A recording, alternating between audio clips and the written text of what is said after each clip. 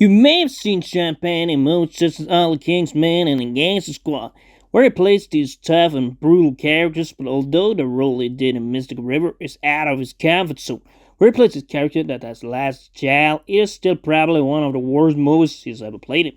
What you get in this movie is a movie with a very slow progression, and a lot of the story makes you very bored. It feels like one of those tiresome investigation movies, such as Reptile or Traffic, where you cannot really manage to entertain a lot of the time. Lawrence Fishburne and Kevin Bacon may manage to do decent roles as investigators, but unlike in movies such as Memories of Murder, the killer is never really in danger, and there's never really any tense moments when the real killers have to get away. Of course, what may have happened was an accident, but they tracked the fake killers a lot more than the real ones. The movie also lacks good moments. Of course, you have a few of those, but the movie only really has two moments. Strong scene when Sean Penn proclaims, "Is that my daughter in there?" and demands to see his daughter that actually is lying dead in a hole, but he is of course stopped by those on the crime scene.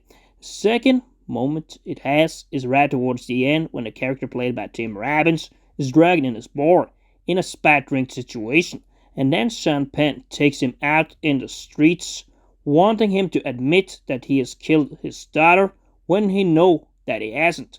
Then he kills the wrong guy and he has to live with that mistake. Other than that, this movie is very weak on the surface and it never really manages to hold you on the hook. Thirdly, this movie lacks tension. If you have seen Seven, Solace for example, or Dark Waters with Mark Ruffalo in the main role, where you also see some investigation, but not as tiresome as in this movie, those movies manages to reel you in with tension and it holds the hook much better. You see the bad guys more involved, and those may of course be movies that take a bit different approach, but nonetheless, that's where you see movies with a lot more excitement.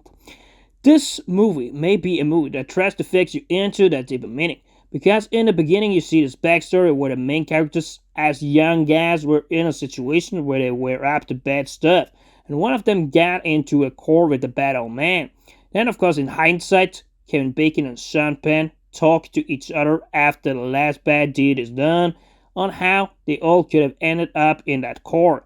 But what really is meant by that deeper meaning is something I really fail to understand, and that's just another reason why I feel this dark, dystopic movie is one of the worst movies Sean Penn has ever played in, and I will give it a 4 out of 10.